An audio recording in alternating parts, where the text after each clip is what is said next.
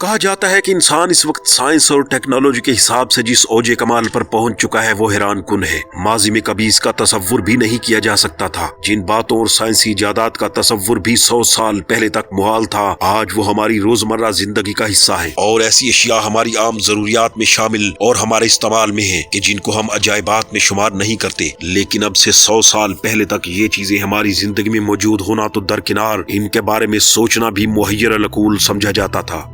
Internet, mobile phone, computer, لیپ top سے آگے بڑھ کر آئی فون اور ٹیبلٹ پی سی جیسی ایجادات آج ہماری نوجوان نسل یہاں تک کہ بچوں کے لیے بھی استعمال کی عام سی اشیاء کی حیثیت رکھتی ہے۔ دوسری جانب صحت کے معاملات میں نت نئی مشینیں جیسے الٹرا ساؤنڈ اور MRI کے ذریعے امراض کی جدید ترین تشخیص کا نظام میڈیکل سائنس کی ترقی کا مظہر ہے۔ روبوٹ سب صنعتوں کے بعد ہوٹلوں میں گاہکوں کی خدمت میں مصروف نظر آتے ہیں۔ بات اب مصنوعی ذہانت یعنی آرٹیفیشل انٹیلیجنس تک جا پہنچی ہے۔ اس طرح انسان خلا کی وسعتوں کے بارے میں تحقیق کے میدان میں کائنات کے اسراروں کا کھوج لگاتے لگاتے چاند کے بعد مریخ اور اس سے بھی آگے اپنے نظام شمسی کی حدود سے باہر راکٹ اور خلائی گاڑیاں بھیجنے کے قابل ہو چکا ہے۔ غرض آسمان کی بلندیوں سے لے کر سمندر اور پاتال کی گہرائیاں تک انسان کی دسترس میں آ چکی ہے، لیکن اس کے باوجود اللہ تعالیٰ کی بنائی ہوئی اس دنیا میں جسے ہم کرۂ ارض کہتے ہیں، ابھی بے شمار ایسی جگہیں اور بے شمار ایسی چیزیں ہیں جن کے بارے میں ہم زیادہ نہیں جانتے۔ برمودا ٹرائی اینگل کا نام ہم میں سے اکثر و بیشتر لوگوں نے سنا ہی ہوگا۔ آج بھی سائنسدان اس کے متعلق صحیح طور پر جاننے سے قاصر ہیں۔ اس طرح اہرام مصر کے بارے میں بھی مکمل معلومات ابھی تک منظر عام پر نہیں آ سکی۔ آج ہم آپ کو ایسے ہی چند مقامات کے متعلق بتائیں گے۔ دوستو، برج واٹر ٹرائی اینگل 200 اسکوائر میل پر محیط ہے اور امریکی ریاست میساچوسٹس کے جنوب مشرق میں واقع ہے۔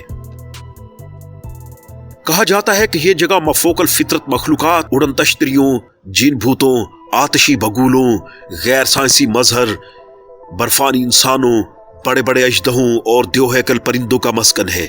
اس جگہ کا ذکر سب سے پہلے 1970 کے عشرے میں لورین کولمین نامی ایک کریپٹوزولوجسٹ یعنی مفوق الفطرت مخلوقات کے بارے میں جاننے کا علم رکھنے کے ماہر نے اپنی کتاب مسٹیریس امریکہ میں کیا۔ یہاں ایک حصہ سوامپ کہلاتا ہے۔ روایات کے مطابق یہ وہ جگہ ہے جہاں روحیں رہتی ہیں۔ برج واٹر ٹرائی اینگل میں مختلف چٹانیں اور جنگل بھی واقع ہیں۔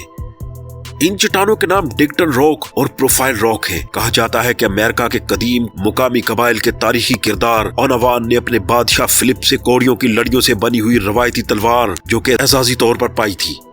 مشہور ہے کہ آج بھی رات کو بازو پھیلائے ہوئے ایک شخص کی شبیہ ان میں سے ایک چٹان کے اوپر نظر آتی ہے۔ دوستو، برج واٹر ٹرائی اینگل میں واقع free town for river state forest کے متعلق کہا جاتا ہے کہ یہ وہ جگہ ہے جہاں قدیم امریکی مقامی قبائل جانوروں کی قربانی کیا کرتے تھے، نیز جہاں نہ صرف لوگ خودکشی کرتے تھے بلکہ جرائم پیشہ عناصر اور شیطان کے پیروکار بھی یہاں انسانوں کو قتل کر کے ان کی قربانی کیا کرتے تھے۔ برج واٹر ٹرائی اینگل کی حدود کے آس پاس رہنے والے اکثر لوگوں نے دعویٰ کیا ہے کہ انہوں نے یہاں اڑن تشتریاں، پراسرار جانور اور انسان اور ان کے علاوہ بھوت اور بدروحوں اور جانوروں کی مسخ شدہ لاشیں بھی دیکھی ہیں۔ حکموک سوامپ کے علاقے میں برفانی انسانوں کا مسکن اور دیو ہیکل پرندوں کو بھی اڑتے ہوئے دیکھے جانے کا دعویٰ کیا گیا ہے کہ پر 8 سے 12 فٹ چوڑے بتائے جاتے ہیں۔ اسی طرح ایک دعویٰ نارٹنی کے پولیس سارجنٹ تھامس ٹراؤنی نے بھی کیا تھا۔ اس دعویٰ کی اہمیت یہ ہے کہ سارجنٹ تھامس نے اس دعویٰ کو باقاعدہ اپنی سرکاری رپورٹ میں درج کیا۔ 1998 میں مقامی پولیس کو 2 واقعات کی چھان بین کی ذمہ داری سونپی گئی جن میں ایک گائے اور کچھ بچڑوں کے پاؤں کٹے مسخ شدہ لاشیں جنگل میں مختلف مقامات پر پائے گئے تھے۔ بیننگن ٹرائی اینگل، اس جگہ کو یہ نام نیو انگلینڈ نامی کتاب کے مصنف جوزف ایسیٹرو نے 1992 میں ایک ریڈیو نشریات کے دوران دیا تھا۔ اس کا مقصد یونان کی ایک پہاڑی ریاست ورمونٹ کے جنوب مغربی علاقے میں 1920 سے 1950 کے دوران لاپتہ ہو جانے والے لوگوں کے نام سے ایک علاقہ منسوب کرنا تھا۔ یہ نام پھر مزید 2 کتب کے ذریعے زبان زد عام ہوا، جن میں سے ایک کتاب شیڈو چائلڈ ہے جس میں اس نے کئی ابواب ان لاپتہ لوگوں کے تذکرے کے لیے مختص کیے۔ جوزف اس علاقے کو آج بھی برج واٹر ٹرائی اینگل کے مماثل قرار دیتا ہے۔ جوزف کی کتب کے مطابق مقامی لوگ اس علاقے میں پراسرار طور پر لاپتہ ہو جانے والوں کے متعلق عجیب و غریب کہانیاں سناتے ہیں۔ یہ پراسرار گمشدگیاں 1940 کے عشرے میں اپنے عروج پر پہنچ چکی تھی۔ ایسی ہی کہانیوں میں سے ایک مشہور کہانی ایک امریکی طالبہ پاولا جین ویلڈن کی ہے جو اس جگہ کی سیر کے لیے آئی اور 1946 میں یہاں ہائیکنگ کرتے ہوئے لاپتہ ہو گئی۔ اسی طرح 1945 میں 74 نامی میڈی ریورز 4 شکاریوں کے گروپ گائیڈ کے طور پر ان کے ساتھ یہاں آیا اور یہاں سے غائب ہو گیا۔ 1949 میں جیمز ٹیڈفورڈ نامی ایک تجربہ کار ہائیکر یہاں سے لاپتہ ہو گیا اور پھر اسے کسی نے نہیں دیکھا۔ ایک عینی شاہد کے مطابق جیمز یہاں آنے کے لیے بس میں سوار ہوا مگر آخری سٹاپ کے آنے سے پہلے ہی اسے زمین کھا گئی یا آسمان نگل گیا، کچھ پتہ نہ چل سکا۔ سین لوئس ویلی امریکی ریاست کولیریڈو میں واقع اس وادی کا کچھ حصہ نیو میکسیکو تک پھیلا ہوا ہے۔ دریائے ریو گرانڈے کا منبع یہی ہے۔ میکسیکو امریکی جنگ کے بعد یہ علاقہ امریکہ کے قبضے میں آیا۔ 1868 سے پہلے مقامی انڈین یوٹے قبائل کی شاخ کپوٹا یہاں آباد تھے۔ پوری دنیا میں اس وادی کی وجہ شہرت یہ ہے کہ یہیں پر آج تک سب سے زیادہ اڑن تشتریوں کے دیکھے جانے کے دعوے کیے گئے ہیں۔ مسخ شدہ مردہ پالتو جانوروں کے ملنے کے دعوے اس کے علاوہ ہیں۔ اڑن تشتریوں کے دیکھے جانے کے واقعات اس علاقے میں اتنے عام ہیں کہ جوڈی میسولین نامی ایک خاتون نے اپنے فارم ہاؤس میں باقاعدہ ایک واچ ٹاور محض اس لیے تعمیر کروایا تاکہ وہ ان اڑن تشتریوں کو واضح طور پر دیکھ سکے۔ اس خاتون نے 2000 سے لے کر اب تک اکیلے ہی 50 سے زائد بار اڑن تشتریوں کو دیکھنے کا دعویٰ کیا ہے۔ کئی بار تو درجنوں افراد نے اکٹھے ایک ہی وقت میں ان کا نظارہ بھی کیا۔ لیکن اڑن تشتریوں سے بھی زیادہ مسخ شدہ جانوروں کے پائے جانے کی چٹپٹی کہانیاں مشہور ہیں۔ یہ سلسلہ 1967 میں یعنی 1967 میں شروع ہوا جب سنیپی نامی ایک گھوڑے کی لاش ملی جس کا مغز غائب تھا اور گردن کی ہڈیاں نوچی ہوئی تھی۔ کچھ کسانوں کا کہنا ہے کہ اس طرح کے واقعات سے پہلے کی رات انہیں آسمان پر کچھ پراسرار سی روشنیاں نظر آتی ہیں۔ اس بات سے یہ تاثر قائم کیا جاتا ہے کہ شاید یہ کام کسی خلائی مخلوق کا ہو۔ مشیگن ٹرائی اینگل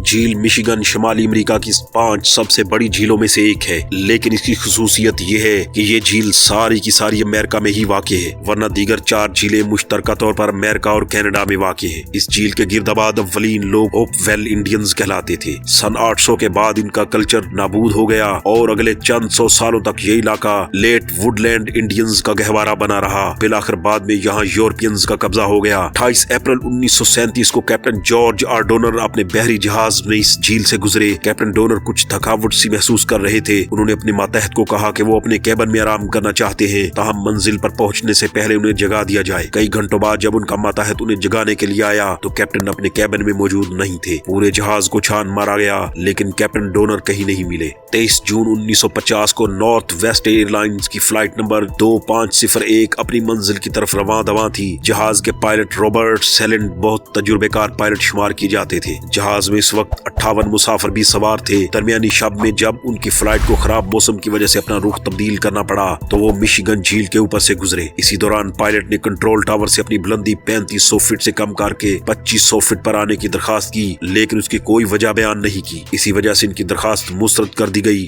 یہ آخری رابطہ تھا جو جہاز اور کنٹرول ٹاور کے درمیان ہوا۔ اس کے بعد یہ جہاز لاپتہ ہو گیا۔ یہ بات واضح رہے کہ جہاز جھیل میں گر گیا کیونکہ بعد میں جھیل کی سطح پر اس کی نشستوں کے کور کے ٹکڑے تیرتے ہوئے پائے گئے۔ لیکن حیرت انگیز پہلو یہ ہے کہ بہت تلاش و بسیار کوشش کے باوجود نہ تو جہاز اور نہ ہی مسافروں کی کوئی باقیات مل سکی۔